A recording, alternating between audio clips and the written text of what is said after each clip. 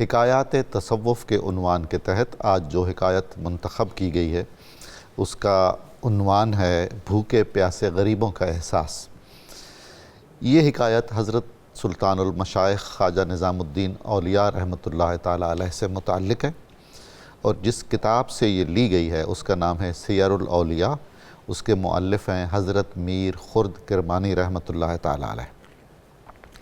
فرماتے ہیں کہ سلطان المشائخ حضرت خواجہ سید نظام الدین اولیاء رحمۃ اللہ تعالیٰ علیہ کا رمضان المبارک میں یہ طے شدہ معمول تھا، اور بسا اوقات تو رمضان شریف کے علاوہ بھی یہی صورتحال ہوتی تھی کہ آپ رات کا زیادہ حصہ اپنا حجرہ بند کر کے عبادت و ریاضت میں گزارتے تھے۔ صبح کے وقت خواجہ عبد الرحیم خادم آتے، جن کے ذمے حضرت کی خدمت میں سحری پیش کرنا ہوتا تھا۔ وہ باہر سے دروازہ کھٹکھٹاتے، حضرت خواجہ نظام دروازہ کھولتے، سحری میں جو کھانا بھی موجود ہوتا خواجہ عبد الرحیم آپ کی بارگاہ میں پیش کرتے، سامنے رکھ دیتے۔ اگر کوئی نرم اور زود ہضم غذا ہوتی تو حضرت خواجہ چند لقمے تناول فرما لیتے، اور باقی کھانے کے متعلق ارشاد فرماتے کہ یہ لے جائیے، بچوں کے لیے سنبھال کے رکھیے۔ یعنی اب دیکھ لیجئے کہ بچوں کے لیے بھی رمضان المبارک میں دن کے وقت کچھ نہیں بنے گا، وہی سحری کے وقت کا جو کھانا ہے وہی چھوٹے بچوں کو بھی کھلایا جائے گا، وہ دن کے جس حصے میں بھی کھانا چاہیں۔ خواجہ عبد الرحیم بیان کرتے ہیں کہ آپ ایسا اکثر کرتے تھے۔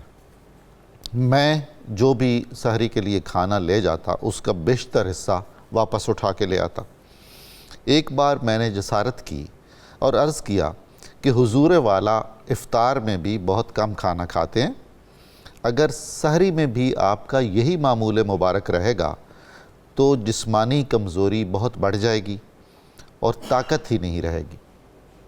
یہ بات سن کر حضرت سلطان المشائخ رحمۃ اللہ تعالیٰ علیہ کی آنکھوں میں آنسو آ گئے، اور آپ نے روندھی ہوئی آواز میں فرمایا، ناظرین، بہت سے غریب، مسکین اور درویش مسجدوں کے کونوں اور دکانوں کے تھڑوں پر بھوکے پیاسے سوئے ہوئے ہیں۔ مجھے یہ خیال آتا ہے ان کی غربت کا، ان کی بھوک اور پیاس کا، تو کوئی لقمہ میرے حلق سے نیچے نہیں اترتا۔ یہ سوچ کر کھانا مجھ سے کھایا ہی نہیں جاتا۔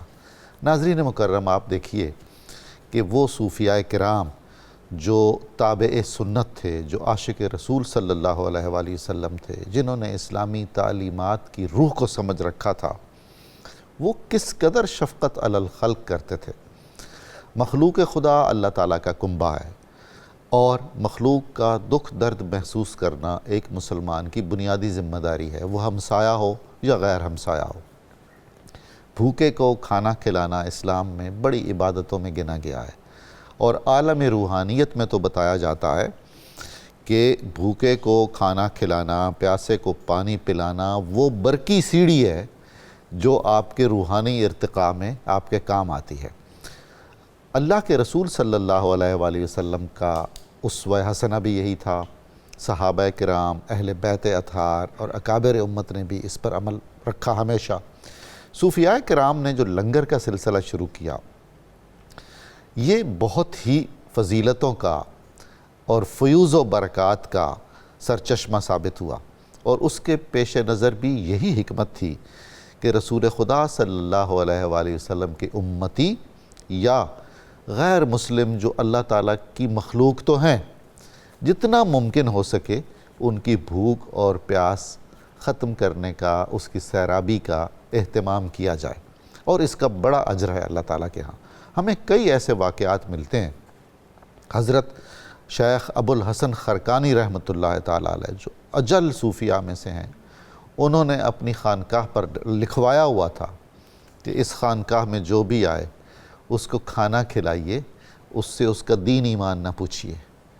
یعنی بلا تفریق رنگ و نسل اور بلا تفریق مذہب و ملت یہ خدمت بنتی ہے۔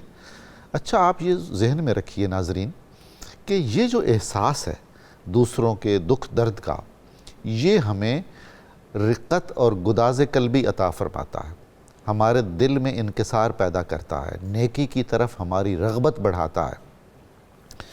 حضرت کا یہ جو طرز عمل ہے اور آپ کا یہ جو قول ہے، اس میں آپ یہ دیکھیے کہ کتنا دکھ اور درد محسوس کیا جا رہا ہے۔ روزے کی جو بہت ساری حکمتیں ہیں، ان میں سے ایک حکمت یہ بھی ہے کہ ہم جب بھوکے رہتے ہیں، پیاسے رہتے ہیں، تو یہ ہم اپنے اختیار سے بھوکے پیاسے رہ رہے ہوتے ہیں اللہ تعالیٰ کی بارگاہ سے اجر حاصل کرنے کے لیے۔ مگر اس بھوک اور پیاس سے ہمیں وہ بھوک اور پیاس یاد آتی ہے یا ہم اس کا تجربہ کرتے ہیں جو لوگ مجبوری کی حالت میں بھوکے اور پیاسے رہتے ہیں۔ تو جتنا ہمیں اس کی شدت محسوس ہوتی ہے، ان کو بھی تو اتنی شدت محسوس ہوتی ہوگی۔ تو اس سے ایک ترغیب ملتی ہے اور ایک تشویق ہوتی ہے اور ایک حوصلہ افزائی ہوتی ہے کہ آپ اپنے گرد و پیش میں جو محرومین ہیں، جو بھوکے اور پیاسے ہیں، جن کو کپڑے کی ضرورت ہے، ان کی ضروریات کا خیال رکھیں، کیونکہ اللہ تعالیٰ کی نظر میں یہ ایسی عبادت ہے جس کا بہت زیادہ اجر ہے۔ ویسے بھی یہ جو ایک اور نکتہ بھی اس حکایت سے ہمیں ملتا ہے کہ تقلیل طعام، حضرت خواجہ نظام الدین اولیاء اور آپ کے اکابر مشائخ جیسے حضرت بابا فرید الدین گنج شکر، حضرت شیخ قطب الدین بختیار کاکی، حضرت خواجہ معین الدین حسن چشتی اجمیری اور دیگر سلاسل کے صوفیاء، ان سب نے ایک مرکزی اصول بنایا تھا: کم کھانا، کم سونا، کم بولنا اور کم مجلس آرائی کرنا۔ اس میں اتنی حکمتیں ہیں اور اس کے اتنے روحانی فوائد ہیں ناظرین مکرم کہ اگر آپ اس رستے میں داخل ہوں گے، یہ ان پر عمل پیرا ہونا شروع ہوں گے، تو آپ کو اس کے فیوز و برکات اپنے دل، دماغ اور روح میں محسوس ہوں گے۔